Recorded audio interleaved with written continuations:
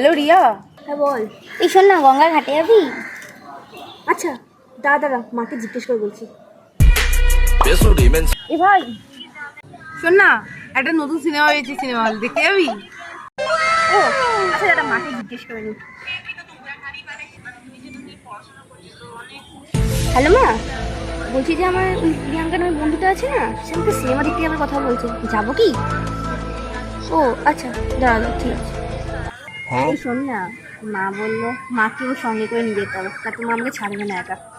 ও, মাকেও নিয়ে যেতে হবে? তুই না এক কাজ কর, মায়ের সাথেই সিনেমাটা গিয়ে দেখে আয়। Okay. I love you Riya. দাঁড়াও, আমি মাকে না কল করে জিজ্ঞেস করিনি। হ্যালো মা, আমাকে না একটা ছেলে প্রপোজ করছে, কি বলবো তাকে? ছেলেটা কি সরকারি চাকরি করে? আচ্ছা, তুমি কি সরকারি চাকরি করো? না।